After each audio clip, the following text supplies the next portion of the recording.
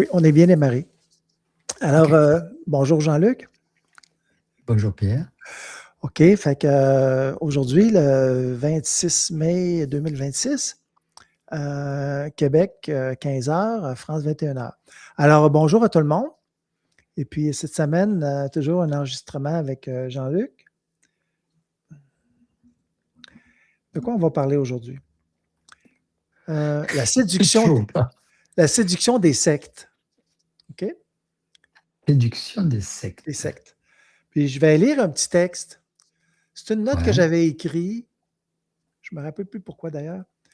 C'est une note que j'ai écrite suite à un voyage à cause de l'expérience d'une personne. D'accord? C'est un petit peu Mhm. comme un roman, là, puis il peut y avoir des impressions subjectives de ma part, mais c'est pour ça va situer un peu le contexte pour démarrer. En voyageant autour du monde, j'ai travaillé dans une auberge en Albanie, au bord de la mer Adriatique. J'ai bavardé avec plusieurs personnes, dont un Hollandais dans les cinquantaines. Il m'a confié: je déteste ma vie. Il voulait tellement être heureux et être bon. Les dommages causés par la spiritualité étaient évidents. Il avait l'air d'un chat qui court après sa queue et qui s'étourdissait d'essayer de comprendre. Se chercher, essayer de comprendre, rêver d'amour, toutes ces attentes qui mènent l'homme aux portes de l'enfer. Et ça, c'est le préambule. Alors, c'est ça. Si on regarde les sectes, souvent, les gens recherchent dans les sectes soit un mode de vie ou ils font une recherche spirituelle, ils cherchent une sécurité psychologique. Mais quand on rencontre ces gens-là, souvent, ils ne sont pas mieux qu'avant, souvent, ils sont pires. Ils se sentent très dispersés, ils ne savent pas trop comment s'organiser. Alors, ma question, c'est ça. Qu'est-ce qui fait un attrait aussi puissant au niveau des sectes? Puis, qu'est-ce qui attire les gens? Puis, dans quoi les gens s'embarquent sans le savoir? Moi, à mon sens, les... l'attirance des sectes vient du fait qu'il y a une sorte d'attirance pour l'inconscient collectif, c'est-à-dire le troupeau, ne pas se sentir seul, ne plus être isolé, parce que ce que l'individu a peur, fondamentalement, c'est de se sentir isolé, de plus avoir de communication, de plus avoir de- d'échange. Et la secte permet, autour d'une même idée ou de même objectif, de réunir des gens pour échanger dans la même tournure d'esprit, sans qu'il y ait normalement de conflits et d'opposition. Et les gens se laissent euh, entraîner par, on pourrait dire, un état de protection infantile, mais de protection en suivant un père qu'on pourrait déterminer comme étant le gourou ou une idéologie. Et savoir que c'est ça qu'il faut suivre, c'est ça qu'il faut, ça donne de l'objectif de vie, ça donne le fait de ne pas avoir à s'apercevoir qu'on a entre guillemets raté sa vie. Et donc, euh, c'est quand même très très confortable. C'est un peu comme partir mourir et partir dans le paradis. C'est très confortable. C'est c'est être sûr qu'on est au bon endroit. Et je pense que l'insécurité de l'individu, c'est de savoir si vraiment il est au bon endroit et savoir comment il va pouvoir y rester. Ce sont les deux objectifs. Le problème, c'est qu'au bout d'un moment, il s'aperçoit qu'il y a toujours de la polarité. Donc, dans la polarité de la secte, il y aura toujours des désarrois, des, des, des discrédits, des, des sortes de défaillances, des défections qui font qu'il va s'amener à douter uniquement par le fait de la ressemblance de la polarité. La polarité, c'est du doute, et le fait de voir une polarité s'appliquer dans ce qui croyait être euh, la finalité, il s'aperçoit qu'il est au milieu de d'atteindre cette finalité, au milieu de ce chemin. Et donc, il va sans arrêt être remis dans une position que ce n'était pas la bonne direction. Et si ce n'est pas la bonne direction, il va essayer de s'en convaincre. Alors, soit s'en convaincre d'une manière agressive vis-à-vis des gens qu'il va rencontrer, soit s'en convaincre d'une manière pas amoureuse, mais docile avec les gens et les personnes qui sont autour. Et ne serait-ce qu'en allant vers le gourou qui, voyant l'individu qui se sent un petit peu déstabilisé, va essayer soit de le réhabiliter, soit de le jeter carrément. Donc, il va y avoir, au bout du compte, un conflit intérieur et un conflit extérieur. Alors le conflit intérieur, je dirais c'est le plus important, et le conflit extérieur, c'est le moins grave. Le conflit extérieur fera que tout ça va pouvoir être enrôlé, embaumé autour d'une forme d'église ou une forme de même esprit ou de lecture, ou un réengagement hypnotique ou peu importe. Mais le conflit intérieur va mener un doute profond qui va peut-être amener l'individu au suicide ou du moins à fuir ce qu'il a ou avoir à retrouver des preuves comme quoi tout cela, ça n'existe pas ou tout cela, si ça existe, ce n'est pas conforme à la réalité. Parce que l'individu a toujours sa sensibilité, sa perception de la véracité et de la notion de réalité des choses. On ne peut pas être tout le temps dans la vérité, on ne peut pas être tout le temps dans le mensonge. Automatiquement, on, on se remet en place, ne serait-ce qu'en suivant son programme. Si le programme doit nous faire subir certaines choses, c'est là que ça va se passer. Voilà, moi, c'est comme ça que je vois. Ensuite, pourquoi les enfants sont attirés par les adultes ou les enfants sont attirés par les sectes? C'est souvent lié à de l'éducation, c'est souvent lié à de l'insécurité, c'est souvent lié à la recherche d'un parent qu'ils n'ont pas eu, c'est souvent lié à beaucoup de choses qui permet de se sécuriser. Mais c'est fondamentalement la sécurité que cherche l'individu. Oui, il y a Je sais beaucoup pas ce que tu en d'éléments. penses. Oui, oui, il y a beaucoup d'éléments dans ce que tu dis. Comme par exemple, euh, on parle souvent de promesses au niveau des sectes. Ça veut dire que on se dit on va se rendre à un endroit ou à une promesse quelconque. Autrement dit, ça peut être l'élimination, ça peut être le nirvana.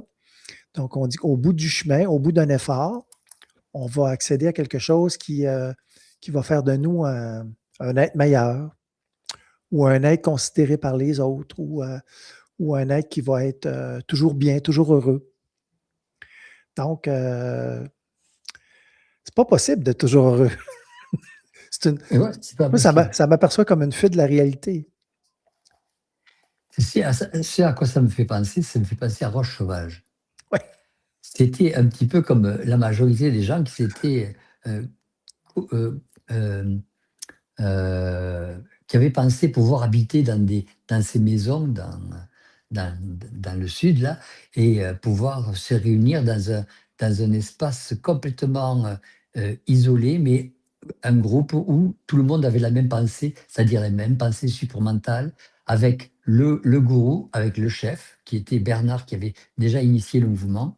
Même si lui, il disait, mettez-vous, soyez indépendant, ne soyez pas attaché à, à moi ou à l'individu à côté, mais à vous-même. Et tu t'aperçois qu'il y avait, je crois que c'était, parce que ça date depuis longtemps, ça, euh, il y avait... il y avait des zones de cuisine, il y avait eu toute une organisation, et ça ressemblait un petit peu à une secte. Et, et qu'est-ce qui s'est passé? Ben, tout s'est détruit, tout s'est effondré. Je ne sais pas pourquoi d'ailleurs, mais tout s'est effondré. C'est intéressant quand tu parles d'un lieu comme ça parce que Supposons qu'on va en vacances dans un formule club où les repas sont prêts, on n'a pas besoin même de commander, il y a un buffet, il y a des activités de loisirs. Mais même quand on va dans une communauté comme ça, non seulement on garde notre indépendance, mais je veux dire, on sait qu'on va en sortir, tu sais. On ne va pas là pour 5 Mmh. ans. En général, on va là pour une semaine, 2 semaines. Donc, on n'est pas attaché à cette communauté-là. C'est un outil, mais Mmh. c'est pas un abonnement, tu sais, c'est Avis. c'est pas un abonnement à vie, c'est dans ce sens-là, Ouais. tu sais. Fait que c'est particulier de voir comment d'ailleurs, quand on habite dans une zone résidentielle, ben, on a des voisins, mais on n'est pas attaché à nos Ouais. voisins. On Ouais. préfère avoir des bonnes relations, Mmh. mais s'ils sont, dans telle religion ou dans telle religion, on n'est pas vraiment concerné par ça, tu sais. Si on a des bonnes relations avec nos voisins, de bonnes relations, ce sont de bonnes relations. On n'a pas à savoir qu'est-ce qui les motive, ces bonnes relations-là. Est-ce que c'est telle ou telle religion? Ce que je veux dire, c'est qu'on Mmh. n'a pas d'engagement en tant que communauté avec nos voisins par rapport à des valeurs. Euh, autrement dit, on garde ça à la maison, tu sais. Des fois, Mmh. on dit Mais ça, des ce fois, que il y a ce des. mmh. Ce qui est marrant, c'est qu'on ne peut pas avoir toujours des bonnes relations. C'est pas possible de garder une bonne relation, quelle qu'elle soit. Mais j'ai remarqué, Même par dans le exemple, couple, il faut y avoir une polarité. C'est terrible parce qu'on est dans un système astral et même si on veut garder une bonne relation, il y a toujours quelque chose qui vient pourrir, l'individu en face, qui vient pourrir la situation, qui fait que si l'individu n'est pas équilibré en face, il y aura pas une bonne situation. d'accord. Est-ce que c'est pas une façon de faire, comme par exemple, ce qu'il y a des gens qui vont faire, comme dans les grandes villes souvent, tu peux habiter dans un logement plusieurs années et tu ne parleras pas aux voisins. Et ça existe beaucoup dans les grandes villes. Parce que, Tu pas droit tu droit aux excuse-moi. voisins, j'ai pas compris.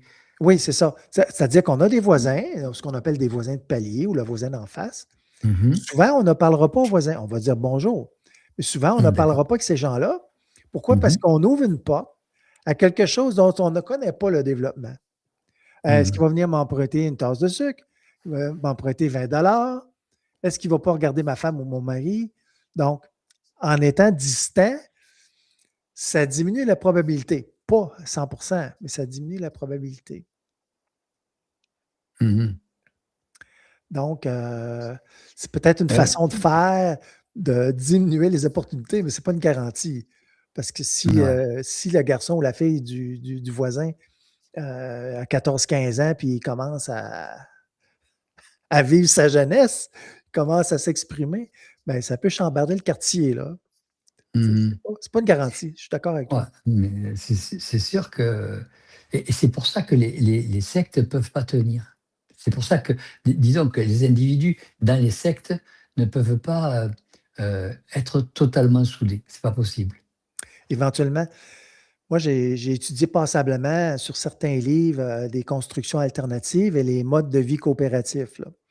Puis, Mmh. les gens font des communes, ce qu'on appelle intentional communities en anglais. C'est une commune d'intention. Mmh. Elle peut être spirituelle, elle peut être aussi, simplement matérielle, liée à l'écologie ou au jardinage.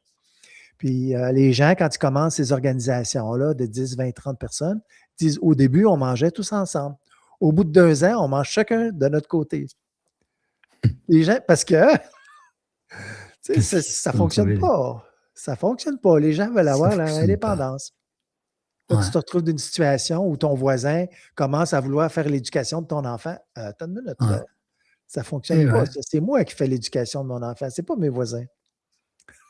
Ah ouais et puis ouais, ouais, non mais Là, je d'accord. c'est important de savoir que même que ce soit dans les couples, quels que soient les couples, heu il y aura des clashs. C'est, obligé, les gens n'évoluent pas de la même manière, ne sont pas, n'ont pas de comportement identique, n'ont pas ils sont différents donc la différence fait qu'il ne peut pas y avoir une union, une fusion totale avec, la majorité des gens et l'intelligence permet, d'avoir, un rapport d'union qui est uniquement le rapport d'union d'intelligence. C'est tout. OK. Excuse parce que tu as dit le mot couple. Est-ce que tu Mm. parlais d'échanges avec les voisins avec d'autres couples ou tu veux dire dans l'union familiale? Dans l'union familiale, dans le OK, couple, tous les couples, même s'ils étaient excessivement amoureux, auront des oppositions des difficultés. parce qu'ils sont différents. C'est obligé, ils ne pensent pas de la même façon, ils vont pas se comportent pas de la même façon, ne s'habillent pas comme l'autre lui plairait ou se plairait, ou euh, ils se peignent pas de la même façon, comme l'autre aimerait, donc ils vont lui dire. Là, puis il y a du conflit, c'est obligé, Ça et fait partie du ça fait partie ça fait partie du développement. ouais, ça fait partie du développement euh, de, de savoir où sont ses limites, Est-ce que savoir l'homme où sa propre liberté, sa propre zone de liberté. Voilà. est-ce que l'homme est obligé de vivre de l'opposition pour rentrer dans son intelligence? Est-ce que ça fait partie du processus? On peut-tu le regarder comme ça? L'homme est obligé de vivre de l'opposition pour voir qu'il y a de l'intelligence en face, ou qu'il OK. y a de l'intelligence chez lui. Parce qu'il n'y a que l'intelligence qui peut arriver à réunir les individus. S'il n'y a pas d'intelligence, s'il y a du business, s'il y a des idéologies spirituelles, que ce soit de l'amour, de la haine, il y aura toujours il y aura toujours quelque chose qui va différer parce que la nature vibratoire de l'individu ne sera pas la même. Et tandis que dans la forme de l'intelligence, c'est un peu comme s'il y avait, comme si c'était un thermomètre, que ce soit du 0 ou du 100 degrés.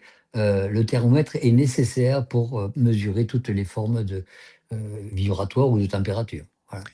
Si on voit qu'il y a de l'intelligence dans l'autre, même si on n'est pas d'accord, ça a quoi comme conséquence? Est-ce que ça fait qu'on laisse plus d'espace à l'autre pour s'exprimer ou Et que l'autre nous respectera. Si l'autre nous respecte, il n'y aura aucun problème. Il peut y avoir n'importe quoi, s'habiller n'importe comment, faire n'importe quoi. Du moment que l'autre reconnaîtra notre intelligence et notre respect, il nous respectera, il verra le moyen de s'équilibrer, le moyen de, de, de- que la communication fondamentale permet une forme d'union et une forme de lutte beaucoup plus importante vis-à-vis de l'extérieur. Donc, c'est ce qu'il faut rechercher dans un couple. C'est pas rechercher si la nana est belle ou si elle est attirante ou si elle est agréable, joyeuse ou triste ou peu importe. C'est si elle est intelligente ou si l'individu est intelligent. Si l'individu n'est pas intelligent, même s'il est beau, s'il a des gros muscles, faut laisser tomber. Il faut vraiment laisser tomber parce que ça ne s'améliorera pas. On forme pas des couples pour faire en sorte que l'autre se forme ou soit à ce que l'on veut qu'il soit. On forme des couples pour euh, s'amener à une évolution réciproque et s'amener à aider l'autre dans son évolution et non pas à lui faire des tacles, à lui faire des croche-pattes. donc respect, pardon, pardon, respect et intelligence vont ensemble. Si, Ouais. Je trouve que le respect, c'est l'intelligence du couple. OK.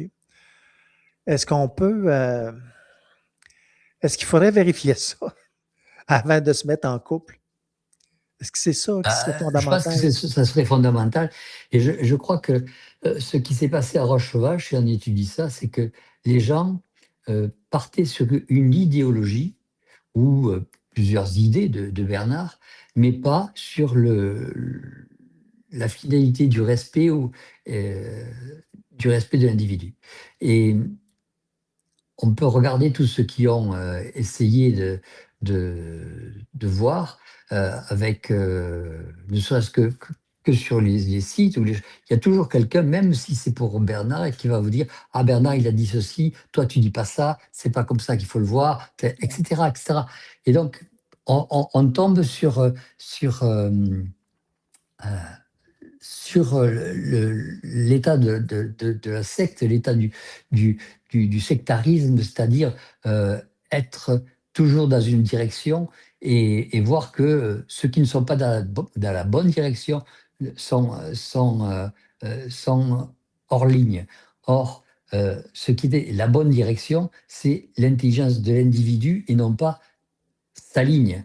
C'est savoir que l'individu est intelligent, je suis intelligent, on s'échange, on se comprend. On se comprendra toujours, à quelque niveau que ce soit, même s'il est excessivement intelligent, que moi je suis moins intelligent, il me comprendra dans la mesure où je respecte.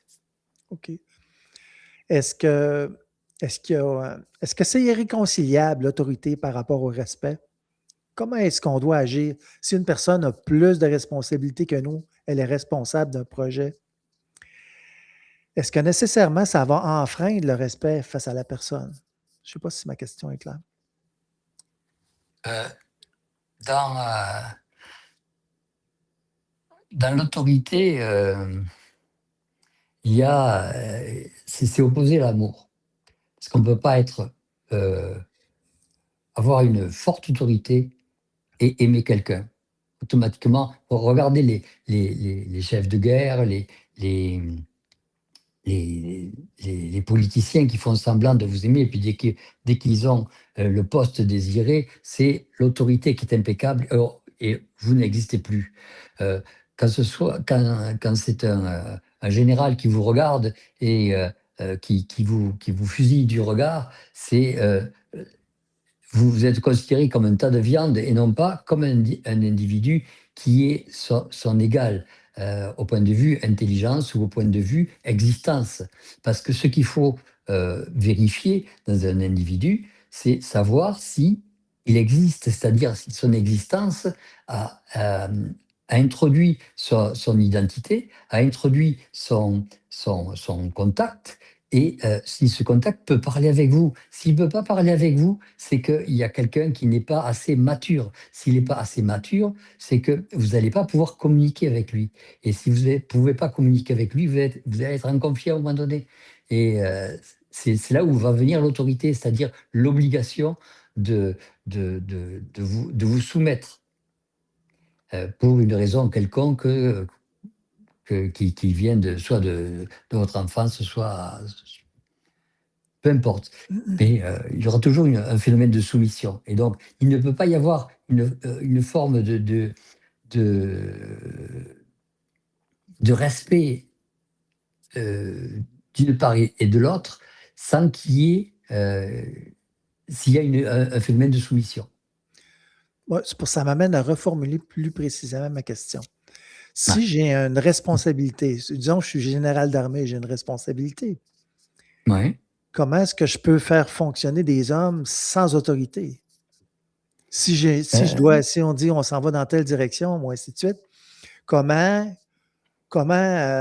donner des ordres ou conduire un projet sans amener la personne à être en état de soumission? Je pense que le problème, il est beaucoup plus important dans le sens où si l'individu est un général d'armée, c'est que fondamentalement, il est là pour faire la guerre. Donc, il est là pour détruire. Et s'il est là pour détruire, c'est qu'il n'y a pas un phénomène de respect dans l'individu en face. S'il est là pour guider des gens, pour les amener à l'abattoir ou pour Ouais. les amener dans des circuits, dans des systèmes, que ce soit des systèmes de défense ou des systèmes de contre-défense ou d'attaque, il est toujours dans un système d'autorité, comment dire, il se cache derrière une idée, et l'idée de défendre les pauvres, de défendre les malheureux, de défendre... Et tout ça, c'est des systèmes, on pourrait dire, idéologiques. Et tant qu'il y a de l'idéologie, tant qu'il y a une forme de, de, de politique égalitaire, il ne peut pas y avoir d'autorité. Et s'il ne peut pas y avoir d'autorité, il ne peut pas y avoir de direction. Et le général ne pourra pas, je ne peux pas dire qu'il soit Disons, il ne va pas pouvoir respecter ses soldats. Il va pouvoir respecter ceux qui sortent de ces soldats, que ce soit le désir de vouloir gagner, de vouloir se sacrifier, etc. Il va, il va honorer l'idéologie du sacrifice, il va honorer l'idéologie de, de, de défendre les individus sans défense, mais c'est pas l'individu qui va honorer, il va honorer les idéologies. Et un soldat ou quelqu'un qui est dirigeant honore une idée, une idéologie, un but, une organisation, mais pas un individu, sinon c'est plus un soldat. Je saisis bien ton point, hein. Tu ne peux pas respecter quelqu'un quand tu l'envoies se faire tuer. Ouais, aussi, c'est ça. Puis un point intéressant que je trouve que tu as soulevé, c'est que je peux, au nom de grands idéaux, faire souffrir des êtres humains. Comme par exemple, je peux dire que beaucoup de gens sont racistes envers les Noirs, puis je peux imposer des souffrances à des gens de race blanche pour me rendre à cette faire gagner des points. Ou, autrement dit, je vais mettre en avant l'idéologie et ça n'a pas sans importance, sans égard si je veux détruire les individus ou pas. Mm. Donc, c'est l'idéologie qui va primer, comme tu Ouais. expliquais. OK? C'est très intéressant de regarder. Je suis un peu partout. OK. Là, je Et donc, reviens ouais. ben, parce Vas-y. que qu'on parle d'une armée aussi. Une armée, c'est un peu comme une secte. Tu sais, Mhm. c'est intéressant qu'on ait pris cette tangente-là. Mais c'est toujours le même principe. Comme par exemple, les prophéties. Par exemple, on peut faire, on va proposer ou on va, on va dire aux gens qu'il va avoir un succès au bout de la ligne, l'élimination, mais aussi on peut le menacer. Autrement dit, si tu ne suis pas les règles, ben, peut-être tu vas aller en enfer ou peut-être que tu Mhm. vas mourir dans les cataclysmes ou des choses comme ça. Donc, Mhm. ce que je voulais mettre en évidence, c'est l'élément de la peur. La peur, c'est un peu La peur comme, ou la croyance. ouais, la peur ou la croyance. C'est un peu comme l'échec. Convaincre quelqu'un de quelque chose. C'est tout le système de la croyance, savoir qu'est-ce que c'est qui va attirer l'individu dans un système de croyance. Parce que la peur, on peut s'amener par une forme de volonté à rompre cette peur, quitte à mourir, on mourra sans peur. Mais la croyance, c'est beaucoup plus pernicieux parce que ça n'amène pas une lutte, ça amène un désir, ça amène une, une glissade, un retour vers quelque chose de confortable. Ça mène pas, euh, ça mène pas un coup de pied au cul, comme dirait l'autre. Donc, c'est beaucoup plus fallacieux et, et facile à suivre une croyance plutôt que à diriger une peur. D'ailleurs, si vous tapez quelqu'un ou si vous le poussez à vous terroriser, il vous obéira moins bien que si, s'il est fasciné par ce que vous êtes ou s'il croit que vous allez pouvoir devenir comme lui et que vous êtes son idole. Regardez les chanteurs, ils vont tous se faire idolâtrer et ils ne Mhm. poussent pas les gens à venir en, en- en- en les faisant se craindre, mais enfin, c'est comment dire, l'homme a envie toujours de croire à quelque chose. L'homme a toujours envie de de s'amener vers une raison de son existence. Et ça, c'est le manque de savoir, le manque d'information, ou disons le fait qu'ils n'écoutent pas l'information. Ça aussi, c'est un autre problème. Mais c'est plus facile une croyance que, euh, et disons, on lutte moins contre une croyance que contre une peur. Je trouve que c'est comme ça. Tu as utilisé un mot tout à l'heure que je trouvais très précis. Tu as parlé de soumission. Je trouve qu'il y a beaucoup de rapports entre la croyance et la soumission. En étant soumis, on, on fuit certaines responsabilités. On fuit une responsabilité face à soi-même. Mhm. Même, il y avait des gens, on disait ça quelquefois à Rome, il y avait des gens qui disaient qu'ils préféraient la vie d'esclave parce qu'il n'y avait pas de responsabilité. Ils n'avaient qu'à obéir. Mais Mhm. les gens qui se faisaient souvent tuer, ce n'était pas toujours des esclaves. Des fois, c'était des gens dans la ville romaine parce qu'il y avait des positions de pouvoir. Donc, il y avait des gens qui étaient jaloux, ils se faisaient tuer. Tandis qu'un esclave, on était tout simplement un Il élément n'existait neutre. pas. Ah ouais, on n'était pas une menace. Un esclave n'était pas une menace. Puis il n'y avait pas de responsabilité à prendre comme telle. Donc, dans une forme de Il n'existait pas soumission, en tant qu'homme, hein, ouais. Mhm. oui, dans une forme de soumission, ben, tu n'as pas de responsabilité. Donc, c'est une sorte de bonheur artificiel. Voilà, ouais. Mais au bout du compte, on s'aperçoit que bon, ben, on a été un bon esclave à la fin de la vie. Oui. D'ailleurs, si je me rappelle bien, qu'est-ce que j'ai lu? Dans le christianisme, ils n'amenaient pas les chrétiens au début à se rebeller contre l'esclavage. Parce que ce qui comptait, c'était l'amour du prochain, l'amour de Dieu. Donc, même si on était un esclave, on pouvait être un bon chrétien, qu'on soit un esclave ou non. Ou ça n'empêchait pas le but le but d'être un chrétien. Tu sais. Tu étais un Mhm. esclave, tu Et pouvais être un bon ce qui est chrétien. marrant, c'est que dans l'amour de Dieu, on ne l'a jamais rencontré et on est totalement amoureux. C'est bizarre. Je trouve qu'il y a quelque chose de bizarre là-dedans. Quand on est dans une croyance, surtout une croyance religieuse, où on n'a jamais rencontré la chose, mais tout le monde y croit, donc c'est que ça doit être vrai. Il y a l'effet de groupe comme ça qui fait que il faut être soumis parce qu'on ne sait jamais, c'est au cas où. Il y a toujours ce phénomène de on ne sait jamais. Il y a toujours ce phénomène de la croyance, c'est souvent au cas où. C'est Oui. comment dire, c'est dans l'hypothèse où ça serait vrai, on serait à côté de la plaque et on aurait encore raté sa vie. C'est une C'est assez forme. marrant, hein? Ouais, Ouais, c'est j'ai vu fort. un film comme ça, c'est en italien, je trouvais ça super intéressant. Il y avait une personne qui disait mais tout ça, on n'y croit pas. C'est juste une assurance, au cas où. Et ouais, c'est l'assurance, on paye l'assurance. C'est l'assurance, c'est Ouais, ça. ouais. Moi, j'avais développé une petite réplique là-dessus, parce qu'il y a des écrits qui disent qu'il faut aimer Dieu. Mmh. Mais je ne sais pas, si Dieu est amour, pourquoi est-ce qu'il en a besoin de.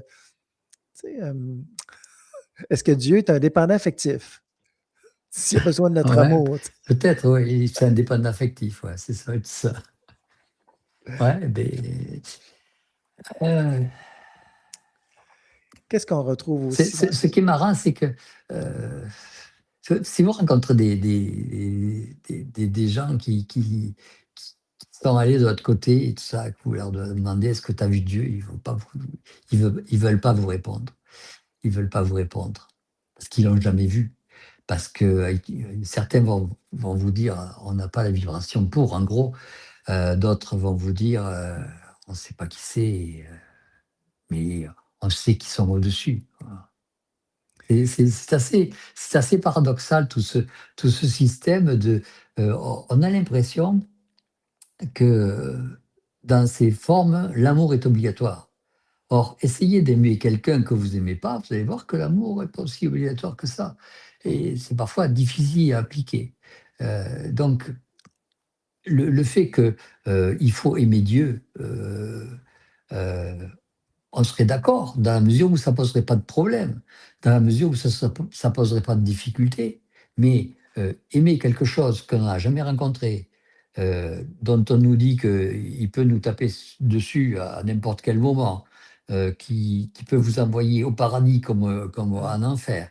euh, donc il y a une grosse autorité. Et si on parle, si on se base sur que l'autorité, c'est quelque chose qui fait que pour l'appliquer, il ne faut pas aimer, Ouais. ça devient très gravissime de suivre ce mouvement, quoi. J'ai perdu mon point. Oui, je disais qu'il y avait l'envers de ça aussi, c'est qu'il y a des gens qui ont fait des expériences de mort imminente, puis qui disent qu'ils Mhm. ont rencontré Dieu. Mhm. Mais sur quoi on se base pour dire que c'est vraiment Dieu? C'est qui? Tu Est-ce sais, qu'il y a marqué Dieu? non, c'est ça. Mais aussi, c'est que, étant donné que ça se passe dans un monde immatériel, on s'imagine que l'autorité ne peut pas nous tromper. Mais si moi, je me promène Mhm. sur la rue puis je dis je suis Dieu, ben, les gens vont dire ben, tu as un C'est corps, vrai. qu'est-ce qui me prouve que tu es Dieu? Tu sais?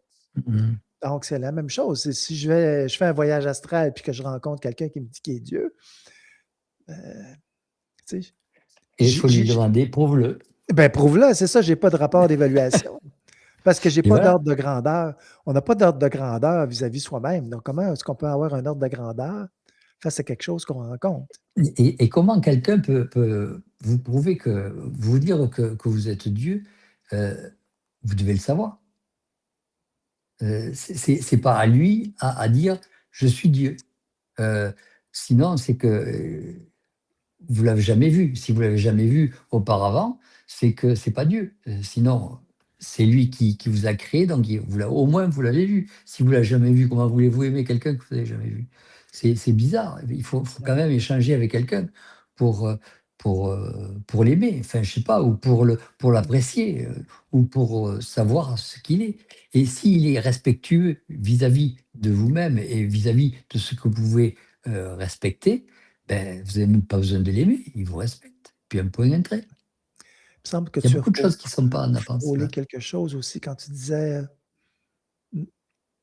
C'est ça. Autrement dit, au lieu que lui se présente, si une personne, par sa propre force, par son propre intérieur, pouvait vérifier qui il a devant lui, peut-être qu'il découvrirait que c'est vraiment Dieu. Mais encore là, il faudrait que ça vienne de lui, pas de l'autre. Mhm. L'homme devrait être sa propre référence dans sa conscience. Sinon, il peut être trompé par n'importe qui. C'est pour ça que sa propre référence, c'est son contact. C'est lui qui va vous dire si en fait c'est Dieu ou pas Dieu. Et si c'est pas Dieu, ben, ou si c'est Dieu, ben, c'est pareil. Ça change, effectivement, c'est un très Ça bon va pas point. changer Ça change grand-chose. pas ça change rien. C'est Non. toujours le rapport qu'on a avec la personne ou l'entité ou l'être de lumière. Ça ne Mhm. change C'est rien, pour en ça fait. que si l'être de lumière est respectueux, ok, tout va bien.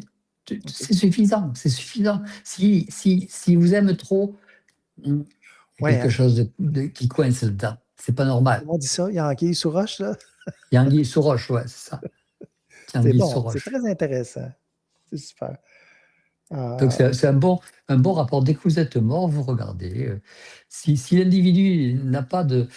si vous le sentez agressif, généralement c'est ce qu'on sent. On sent tous ces gens soit agressifs, soit fermés, soit... on dirait qu'il y a une sorte de vigilance limite, avec une limite. On perçoit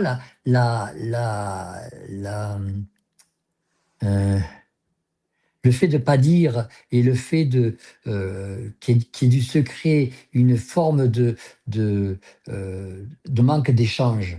Un manque mais d'échange. Ça, c'est évident, un manque d'échange. Et c'est à partir du manque d'échange qu'il faut s'apercevoir qu'il y a un manque de respect. Si personne vous échange quelque chose, comme si vous rencontrez un extraterrestre, s'il n'échange pas avec vous, il faut se méfier. OK. Est-ce que ça peut être du mépris, comment on dit ça? Méprisant? Parce que tu cherchais Pas des. obligatoirement du Pas mépris. nécessairement.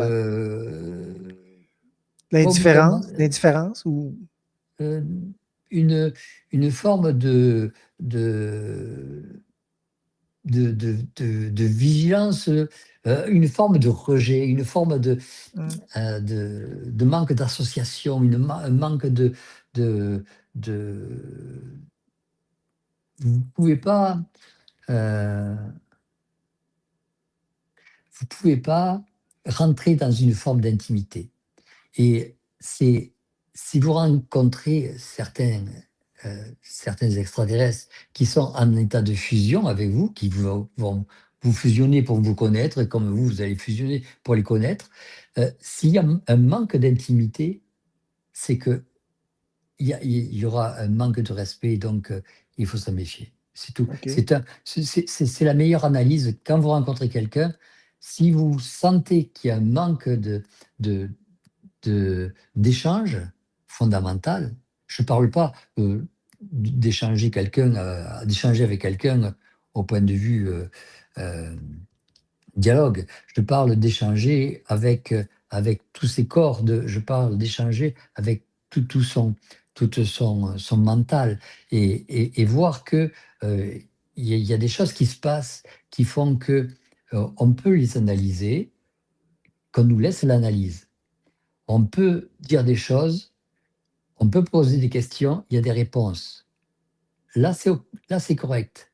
Mais dès qu'il y a une forme d'arrêt, quelque part, une forme de reflux, une forme de rebut, là, vous pouvez y aller. Vous pouvez être certain que cet individu est en train de, de vous faire un petit dans le dos, comme dirait l'autre. Est-ce qu'un C'est être. facile, hein, c'est facile Oui, à voir. Hein. oui, tu parlais d'intimité. Je trouve ça intéressant parce que, dans le fond, quand il y a un manque d'intimité, c'est parce qu'il y a un refus de se rapprocher ou un. Ou C'est un- qu'il y a quelque chose, un mensonge quelque part. OK. Et s'il y a un mensonge, c'est qu'il y a une polarité. Est-ce- Quand vous prenez quelqu'un qui est quelqu'un de très très très très bien, de très un être qui aime tous les êtres, je sais pas moi, une sorte de gourou. Euh, si par exemple ce gourou vous lui marchez sur le pied, que ce soit intentionnel ou pas, vous allez sentir une forme de rejet, une forme d'agressivité, ou une forme de retrait, ou une réaction. Non pas euh, je l'avais prévu, c'est correct. Comme un crime de Donc, lèse-majesté. Un crime de ouais, ouais, lèse-majesté. ouais. Ça se sent partout. Vous le sentez quand vous parlez avec des gens, vous sentez qu'il y a une forme même avec les êtres humains, les êtres normaux, vous sentez qu'il y a quelque chose qui est bloqué au début, puis ensuite qui se débloque, qui se détend. C'est un petit peu comme si la communication, c'était un drap qui était tiré et puis qui se détend un petit peu, qui est un peu plus flou. Et donc, vous pouvez commencer à toucher à travers ce drap les choses que vous voulez. Et les questions, vous allez pouvoir amener des questions, il va pouvoir vous amener des questions, puis vous allez vous apercevoir qu'à un moment donné, clac, vous arrêtez la question parce que ça ne te regarde pas. Pourquoi tu veux savoir ça? Tu vois, clac. Il y a quelque chose qui va entraîner une forme de limite, de limite de liberté, quelque chose qu'il n'aurait pas dû poser comme question si vous avez respecté. Vous voyez ce que je veux OK. dire? Oui, une sorte de distance. Une sorte de distance et donc un manque d'intelligence parce qu'on ne pose pas des questions quand on sait que l'autre va avoir une forme de refus ou parce que ça ne le regarde pas. Euh, Mhm. si vous rencontrez quelqu'un qui vous lui dites qu'est-ce que tu penses de moi, qu'est-ce que ça, c'est un manque, il y a un manque d'intelligence parce que Mhm. qu'est-ce que qu'est-ce que ça peut vous foutre qu'il pense quelque chose de vous. Le principal c'est qu'on puisse échanger, Ouais. peu importe l'échange, peu importe le niveau d'échange, ce qu'il faut, c'est que ça puisse se faire, ça puisse se mélanger avec une intelligence à un moment donné. C'est ça qui est important. Le restant, Oui, parce que ce qu'on pense de quelqu'un, c'est une forme de réflexion. Donc, c'est hum, nécessairement une astralisation. C'est un peu comme dire à quelqu'un comment tu me vois quand tu n'es pas intelligent? C'est un hum, peu ça, tu sais. c'est ça, ouais. Puis on devrait toujours Comment tu me vois partir quand du tu n'es pas fait, intelligent? c'est ça, Hum, comment tu me vois quand tu n'es pas c'est intelligent? totalement ça. Parce qu'en réalité, on devrait. Moi, j'ai fait l'inverse. Oui, c'est ça. Mais c'est exactement ça. C'est juste pour Ouais, illustrer à nos auditeurs. ouais, C'est que dans le ouais. fond, on devrait toujours partir du fait que on est dans notre intelligence, puis l'autre aussi veut maximiser son intelligence dans l'échange, si on peut Hum, dire ça comme ça. Maximiser ou au moins la révéler ou la hum. permettre de se rapprocher et de communiquer. Ouais, mais il faut pas qu'il veuille convaincre qu'il est intelligent. Non, non, non, c'est Ça pas une aussi, conviction. le phénomène de conviction, d'amener que ça, des diplômes, que ce soit Non, non. des preuves de ceci ou de cela, euh, c'est toujours pour prouver, pour imposer son autorité. Et donc, s'il veut imposer son autorité, c'est que quelque part, il vous rejette. Il ne faut pas que ce soit dans la preuve. Il faut que ce soit Hmm. je sais pas, j'appellerais ça un mouvement spontané.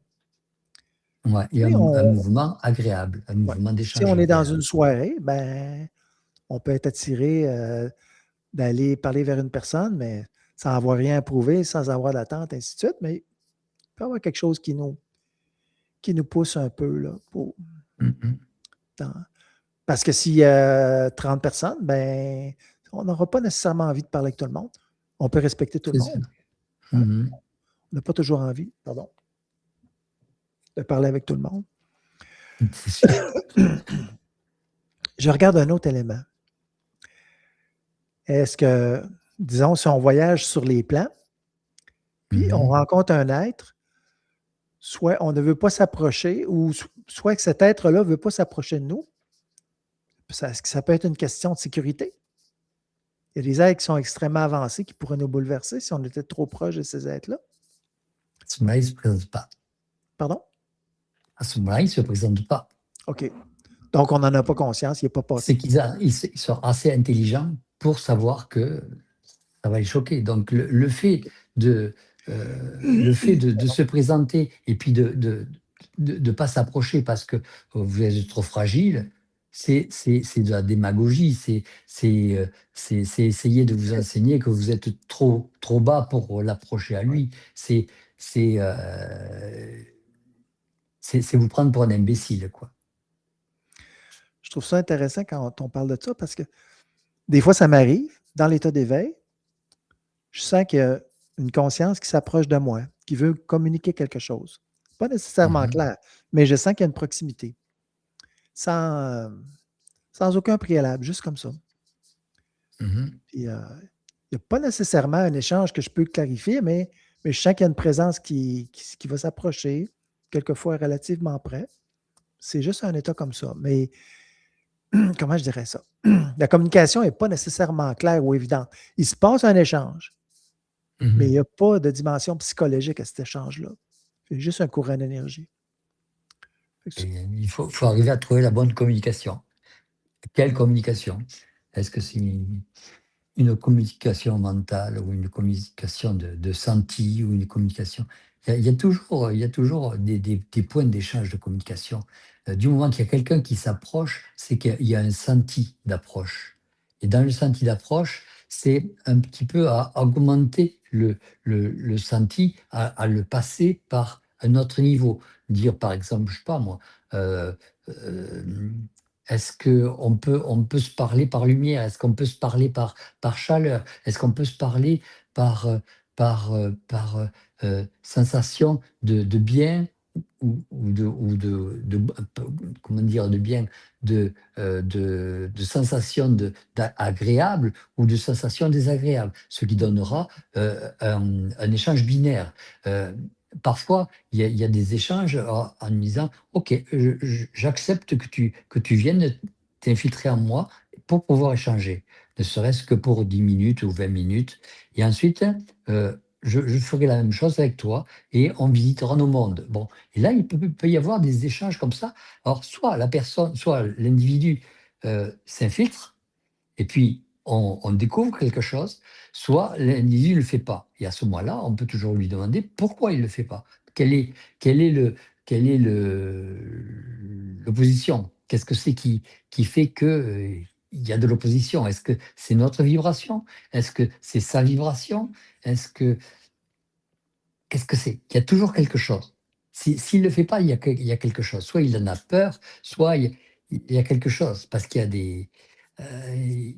il y a de la peur chez beaucoup de gens. La peur, c'est fondamentalement la sécurité de survie, quoi. d'accord. Est-ce que notre conscience mentale est un peu construite, c'est un peu comme ce qu'on voit sur la Terre, c'est un peu comme des autoroutes avec des canaux où on peut communiquer avec d'autres dimensions? On peut communiquer On communique avec plein de dimensions, avec plein de corps, que ce soit nos corps de désir, nos corps mentaux, nos corps vitaux. On communique avec plein de choses. Est-ce que on assimile ça comme étant un être particulier, un peu comme certains qui vont toucher un arbre et qui vont entendre parler. C'est une forme de communication. Après, qui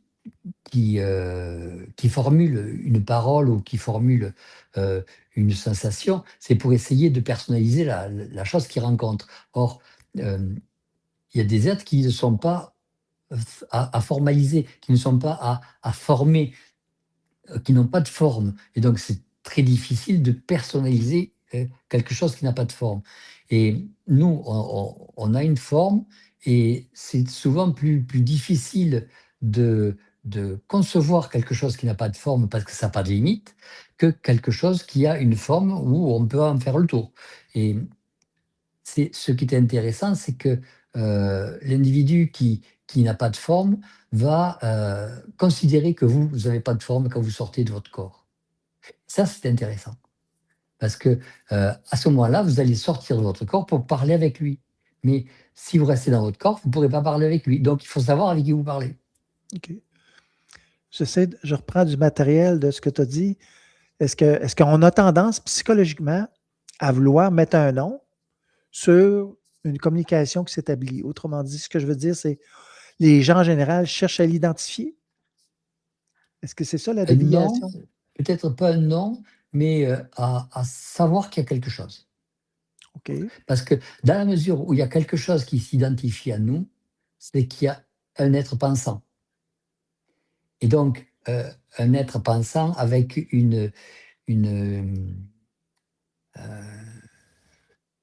on recherche fondamentalement une intelligence. Toujours, toujours, toujours, toujours.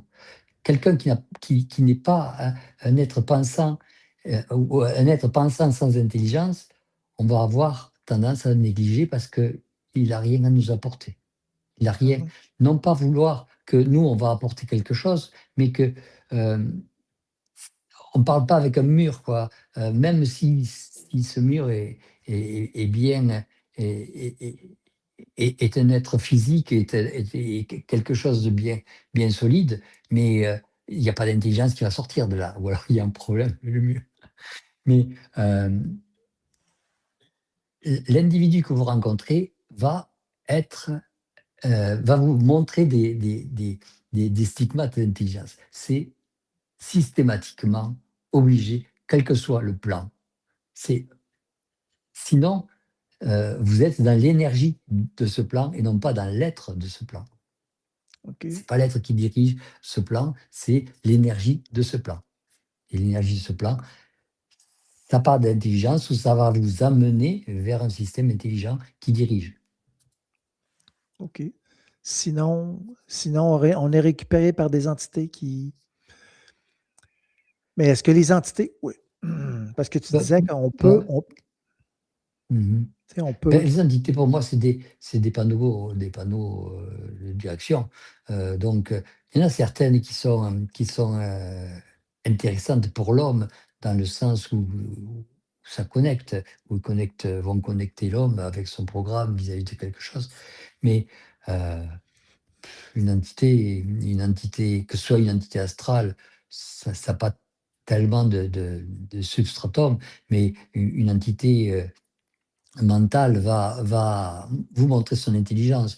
Une entité supramentale va vous montrer son intelligence. Une entité d'ailleurs va vous montrer son intelligence. Elle va vous montrer qu'elle est autonome. Et c'est cette autonomie qu'il faut rechercher. S'il n'y a pas d'autonomie, ou s'ils sont ce qu'on pourrait appeler d'autonomie, même s'ils sont 50 à parler en même temps, pas à parler en même temps, mais à parler d'une même façon, et que vous en touchez un, ben, vous avez touché une personne qui a cette forme d'autonomie générale. Je ne sais pas si je me fais bien comprendre là-dedans, mais ce qui est important, c'est sentir que l'intelligence et l'intelligence manifestent une autonomie. Ça D'accord. qui est toujours Mais intéressant à une voir. personne qui est astralisée par nature, est-ce qu'elle ne va pas trouver tendance à éviter le contact avec une entité intelligente? Est-ce qu'il ne sera pas plus à Absolument. l'aise avec une entité qui est astralisée parce qu'elle va nourrir ça, ses éléments inférieurs? Ça, c'est sûr. Une personne astralisée, qui va rencontrer, mais c'est abominable, c'est l'horreur. C'est l'horreur parce que elle, la personne astralisée va automatiquement partir dans un phénomène de doute, va partir dans un phénomène de suspicion, d'amour, de haine, de polarité. Elle ne veut pas être stabilisée, elle ne veut pas être stable dans sa rencontre. Or, ce qu'il faut, c'est être stable dans sa rencontre. Si vous rencontrez quelqu'un, il faut être stable. Il faut être certain de ce que vous dites. Il faut être euh, euh, à la mesure de ce que vous êtes et non pas à la mesure de ce que vous voudriez que l'autre vous voit. C'est vachement important parce que euh, y en a certains qui vont vous voir dépasser. C'est-à-dire, comment dire ça? Si vous voulez être plus fort, ils vont voir que vous dépassez, que, que, que c'est pas ça. Vous n'êtes pas ça. Vous avez une zone de dépassement. Et cette zone de dépassement, c'est votre stupidité, quoi, en gros. Donc, aucun intérêt à parler avec vous. Donc, c'est quoi? C'est des gens qui se surévaluent ou qui cherchent à être admirés ou. Des gens qui veulent se protéger par peur de l'inconnu. Euh, on a tous, on a tendance à, à donner du meilleur de soi-même pour donner une forme d'impression. Donc, une forme d'impression pour entraîner une forme d'autorité volontairement et même involontairement. Et le fait de vouloir rencontrer quelqu'un, c'est simplement un phénomène de communication. Si vous n'êtes pas dans un phénomène de communication, mais dans un phénomène d'autorité ou ou de sublimation, mais c'est évident, ça se voit, mais c'est un peu comme si vous sortiez une arme, ça va se voir tout de suite. Mhm, Donc, mhm. euh, il ne faut pas croire que les gens sont comme nous, que les autres sont comme nous, que ailleurs, tout se voit, tout se sait. Donc, nous, on est un tas de Lego, on est des bonhommes en forme de Lego, toutes que ce soit nos corps physiques, nos corps mentaux, nos corps ceci, nos corps bouddhiques, nos corps, peu importe, on est des formes d'ego. On peut faire tout sauter et on va se retrouver avec plusieurs formes, avec tous les systèmes de Lego juste à côté. Et l'individu va rechercher à ce moment-là qui vous êtes au milieu. Là, vous allez vous retrouver avec votre propre intelligence et votre niveau. Et à ce moment-là, c'est pas le moment où il faut s'excuser. Il faut savoir, soit vous allez avoir un phénomène de colère parce que c'est pas à lui à vous faire ça, mais c'est à vous à vous déshabiller de ce système-là. Mhm. Quand on rencontre quelqu'un, un être ailleurs, et il faut que ce soit votre propre intelligence et votre propre autonomie euh, à s'imposer. Il ne faut pas que ce soit vos valeurs, vos antécédents, tout ça, ça n'existe pas. OK. Il y a beaucoup d'êtres humains, d'ailleurs, quand on communique avec les gens, il y a beaucoup d'êtres humains, ils ont tellement d'attitude qu'ils ont de la difficulté à s'imaginer c'est quoi ne pas avoir d'attitude. Autrement dit, dans quel état qu'on est quand on n'a pas d'attitude? On est l'absence de réflexion? Est-ce que comment je dirais ça? Ça peut-tu se mesurer, ça?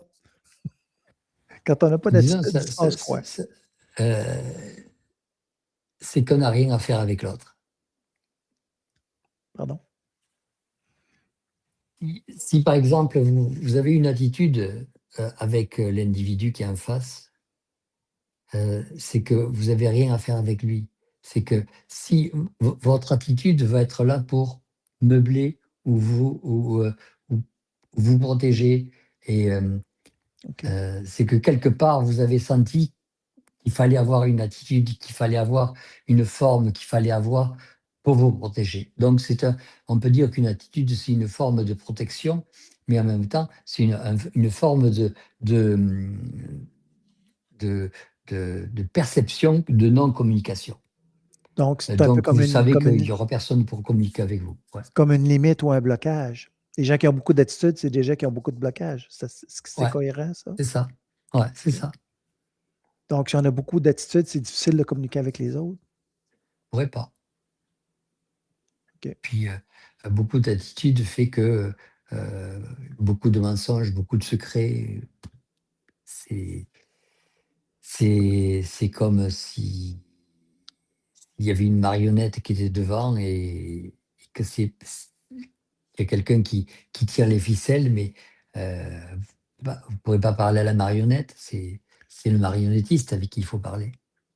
Comment est-ce qu'on fait pour se libérer des attitudes? C'est une question qui est large, large, large, là? Se libérer des attitudes, c'est d'abord les reconnaître. OK. Dès que vous reconnaissez que vous avez une attitude, il faut vous demander pourquoi vous avez cette attitude. Parfois, vous avez, vous allez dans une soirée et puis vous parlez avec quelqu'un et puis vous apercevez que vous vous ennuyez et vous allez sortir une attitude ou une forme d'attitude, uniquement soit pour le repousser et puis qui vous trouve pas aussi intéressant que ça parce que sans arrêt vous répétez la même chose. Donc c'est une forme de timidité et de forme de repoussoir, quoi. Euh, Soit c'est pour vous allez avoir une attitude parce que vous savez qu'il y a quelque chose qui marche, donc quelque chose qui va essayer, que vous allez montrer pour pouvoir attirer l'autre. Mais c'est aussi une forme de mensonge. Donc, dès qu'il y a une forme de mensonge en soi, une forme de polarité en soi, c'est que c'est une attitude. Une polarité, c'est une OK, attitude. c'est bon. Donc, c'est pas nécessairement négatif. Tu peux avoir une attitude positive, mais On elle peut n'est avoir pas, une attitude elle est pas positive, ouais. créative quand même. Même si elle est positive, elle n'est pas créative. Il y a un manque de communication. OK, Mais intéressant. il y a un phénomène de désir derrière, un phénomène d'impression, un phénomène d'illusion, c'est se donner l'impression, se donner. Il y a tout un tas de jeux astralisés qui sont OK. Est-ce avec que c'est qui. possible d'identifier nos propres attitudes ou en général, c'est les autres qui nous dévoilent nos attitudes? Je dirais que c'est possible d'identifier nos propres attitudes quand on voit chez l'autre une sorte d'éclairage, une sorte Un malaise? d'étonnement. Étonnement? OK. L'étonnement. Je crois que l'étonnement ou l'attitude en opposition fait que ce sont des signaux dans la communication qui montrent qu'il y a quelque chose qui bloque.